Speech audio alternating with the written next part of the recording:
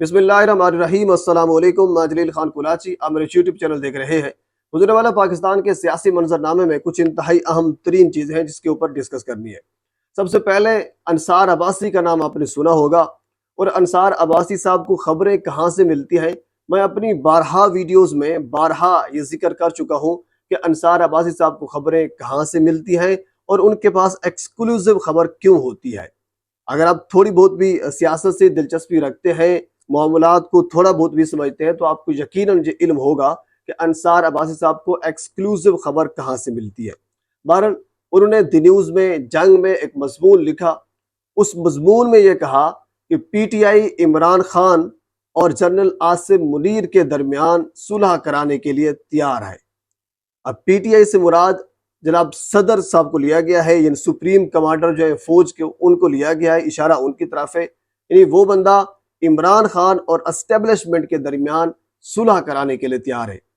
अब एक साइड पर इमरान खान जेल में है, सदर मुमलिकत की इमरान खान से मुलाकात भी नहीं हुई, और कोई इस किस्म का पैगाम भी जो इमरान खान ने दिया सदर मुमलिकत तक पहुंचा हमने नहीं सुना। दूसरी जानब दोनों लोग जो है वो, या दोनों पार्टियां आप कह सकते हैं कि वो आज़ाद हैं। अच्छा, इससे पहले आपको याद होगा काफ़ी अर्सा पहले उस पर भी मैंने एक वीडियो बनाई थी, उसका जिक्र मैंने किया था। कमरान यूसुफ साहब ने खबर दी थी, जो एक्सप्रेस पे एंकर हैं, तजज़ियाकार भी हैं, अपना ट्विटर भी चलाते हैं, बड़े नामवर साफ़ी हैं। उन्होंने यह खबर दी थी, उन्होंने यह कहा था कि जब आसिम मुनीर साहब आर्मी चीफ बनने वाले थे तो उन्होंने इमरान खान से राब्ता किया था, और वो राब्ता भी सदर मुमलिकत के थ्रू हुआ था।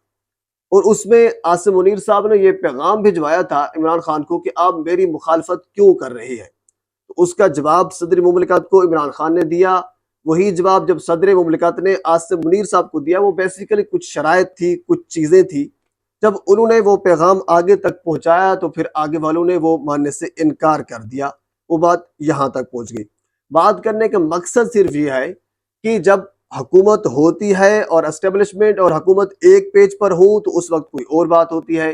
जब हुकूमत चली जाती है, जिस तरह अब है कि अब किसी पार्टी की हुकूमत नहीं है, तो अब एस्टेब्लिशमेंट का जिस तरह पहले रवैया था या जिस तरह पहले रोल था मुस्लिम लीग नून के साथ या पीडीएम के साथ, अब वैसा नहीं होगा। अब एस्टेब्लिशमेंट इदारे अपने तहत कुछ और या फिर अपनी पॉलिसियों के तहत चलेंगे। अब इस किस्म की खबरें जो अंसार अब्बासी साहब दे रहे हैं, हालांकि उनकी खबरें काफ़ी एक्सक्लूसिव होती हैं, मैं पहले आपकी जिक्र कर चुका हूं कि इमरान खान से राब्ता करने की कोशिश की जा रही है, और राब्ता जनरल आसिम मुनीर की जानिब से किया जा रहा है। अब राब्ता किस हवाले से किया जा रहा है, यही इलेक्शन पर बातचीत होगी, जेल में बाहर आने की बातचीत होगी, मुल्क से बाहर आने की बातचीत पहले ऑलरेडी उन तक पहुंचा दी गई है या पैगाम पहुंचाया गया है, पार्टी से अलग होने का पैगाम उनको पहुंचाया गया है। अब इस किस्म की ज़ाहिर सी बातें डायरेक्टली तौर पर, क्योंकि इससे पहले हमने ये देखा है कि खान साहब किसी भी चीज़ को मानने के लिए तैयार नहीं है, न मुल्क से बाहर जाने के लिए तैयार है, न पार्टी छोड़ने के लिए तैयार है, और ना हमने पिछले 15 महीनों में ये देखा है, और ना ही अवाम खसूसन जिन्हें सबसे जो अच्छी खबर है या सबसे बड़ी खबर है वो यही है कि ना पिछले 15 महीनों से अवाम इमरान खान को छोड़ने के लिए तैयार है। ये सबसे बड़ा मसला है। अगर अवाम छोड़ जाती तो बात खत्म हो जाती।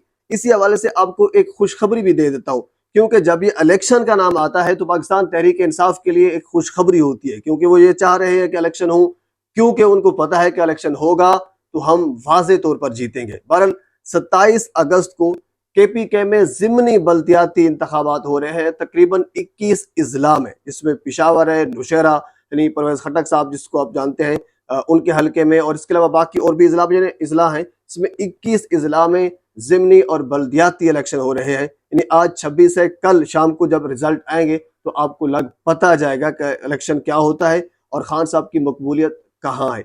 इवन कि आपको याद होगा जब खान साहब गिरफ्तार हुए थे उन्हीं दिनों हवेलिया में एक इलेक्शन हुआ था, जबकि पिछले इलेक्शन में खान साहब की यानी पाकिस्तान तहरीक इंसाफ चौथे नंबर पर थी, जबकि इस बार पाकिस्तान तहरीक इंसाफ जीत चुकी है। यानी मकबूलियत में इजाफा हुआ है, यह तो आपको बात माननी पड़ेगी। बहरहाल इसी मकबूलियत की बदौलत या इस मकबूलियत को मद्देनजर रखते हुए मुख्तलिफ राब्ते या मुख्तलिफ कोशिशें की जा रही है खान साहब को किसी एक साइड पर लाने के लिए। किसी एक साइड से मुराद, फिर मुझे एक और बात याद आ गई, जज हमायूं दिलावर साहब को ओएसडी कर दिया गया। ये कल की खबर आपने सुनी होगी। अच्छा, इस हवाले से काफ़ी यानी अबहम पाया जा रहा है, काफ़ी लोग जो है वो इसमें कश्मकश में शिकार है कि असल में मसला हुआ क्या है, यानी किसी ने और ने ओएसडी किया है, किस वजह से किया है, क्या हिसाब किताब है। یعنی OSD سمپل یا سادے الفاظ میں آپ کو بتا دوں وہ یہ ہے کہ جج دلاور صاحب کو کھڈے لائن لگا دیا گیا ہے.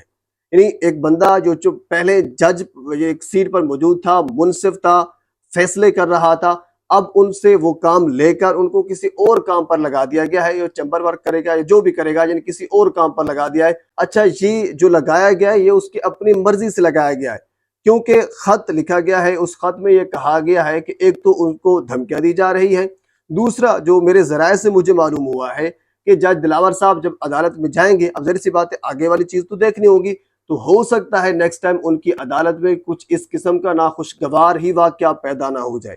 اگر عدالت میں اس قسم کا ناخوشگوار واقعہ پیدا ہو جاتا تو پھر ظاہر سی بات ہے پہلے ہماری عدلیہ جو ہے وہ پہلے بھی تقریباً کو 150 نمبر کے قریب ترین ہے، تو اس کے بعد پھر تو 200 کے آگے چلی جاتی، یعنی ایک عجیب قسم کا ماحول پیدا ہو جاتا. اور اس کے علاوہ یہ بھی کہا گیا ہے کہ جج صاحب کے جو بچے جہاں پہ پڑھتے ہیں ان کو ہراساں کیا جاتا ہے. ظاہر سی بات ہے اب اس قسم کا کام کریں گے تو انڈرسٹوڈ ہے پھر آپ کو شرمندگی تو ہوگی. تو بہرحال ایک ہوتا ہے کہ OSD بندہ کسی دوسرا اس کو OSD کر دیتا ہے، دوسرا یہ ہوتا ہے کہ بندہ اپنی مرضی سے OSD ہو جاتا ہے.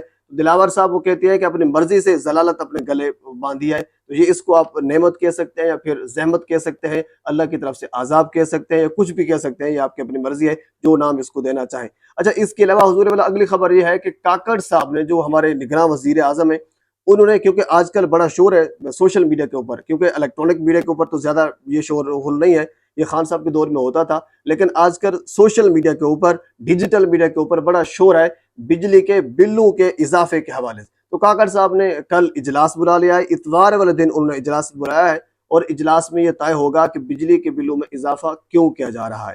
تو کاکڑ صاحب میرا آپ سے ایک مؤدبانہ سوال ہے، ایک کہہ لیجیے کہ معصومانہ سوال ہے، یہ تو حضور والا آپ کا کام ہی نہیں ہے. سوال آپ سے یہ بنتا تھا کہ آپ نے ابھی تک الیکشن کے حوالے سے کتنے اجلاس بلائے ہیں؟ جس چیز کے لیے آپ کو لایا گیا ہے، نگراں حکومت کا کام کیا ہوتا ہے؟ الیکشن کروانا ہوتا ہے. آپ کا جو کام ہے، جو آپ کا فرض ہے، آپ اس کو نبھا نہیں رہے. آپ کبھی آپ معیشت کے حوالے سے آپ اجلاس بلاتے ہیں، کبھی آپ بجلی کے بلوں میں اضافے کے اوپر اجلاس بلاتے ہیں. بالکل ان کے اوپر اجلاس بلانے چاہیے، لیکن آپ کا کام نہیں ہے. حضور والا جو آپ کا کام ہے، آپ مہربانی کر کے وہ کام کریں، کسی دوسرے کا کام ہے وہ اس کو کرنے دیں. آپ بالکل اجلاس بلائیں، آپ کی مرضی ہے، پاکستان ہے، اس میں سب کچھ چلتا ہے. اچھا، اس کے علاوہ اگلی خبر آپ کو یہ دے دوں کہ شاہ محمود قریشی صاحب نے، کیونکہ سائفر کے حوالے سے وہ 3 روزہ جسمانی ریمانڈ پر بھی ہیں، اور اس کے علاوہ ایک کہہ لیجیے ان کیمرہ جو سماعت ہے وہ ان کی ہو رہی ہے، جس حوالے سے کافی اعتراض بھی تھے. آفیشیل سیکرٹ ایکٹ کے تحت، یعنی مخصوص جو عدالتیں بنی تھی ان عدالتوں میں شاہ محمود قریشی صاحب پیش بھی ہو رہے ہیں. تو انہوں نے اسلام آباد ہائی کورٹ سے رجوع کیا ہے، اور 21، 22 اور 20 تاریخ میرے خیال جو ٹرائل کورٹ کے فیصلے تھے ان کو کالعدم قرار دینے کی استدعا کی ہے اسلام آباد ہائی کورٹ سے. اسلام آباد ہائی کورٹ میں پہلے بھی آپ دیکھ سکتے ہیں کہ جو پاکستان تحریک انصاف کے حق میں فیصلے آ رہے ہیں، یا پھر جو سزا معطل پہلے ہو رہی ہے یا کالعدم فیصلے ہو رہے ہیں، وہ آپ کے سامنے ہے. بہرحال شاہ محمود قریشی صاحب اب کیا کریں؟ ظاہر سی بات ہے یہی کام ہے، عدالت کے سامنے جانا ہے، اور کدھر جائیں. یہ تو آنے والا وقت بتائے گا انصاف ملتا ہے یا پھر نہیں ملتا. پاکستان کے سیاسی منظرنامے میں اب تک کی یہ صورتحال ہے. مزید اس حوالے سے جو کچھ بھی میرے تک پہنچے گا تو بر وقت آپ تک پہنچانے کی کوشش کروں گا. ایک مرتبہ پھر آپ سے گزارش ہے میرے چینل کو سبسکرائب کر دیں تاکہ آنے والی ہر انفارمیٹیو ویڈیو آپ تک پہنچ سکے. اللہ حافظ.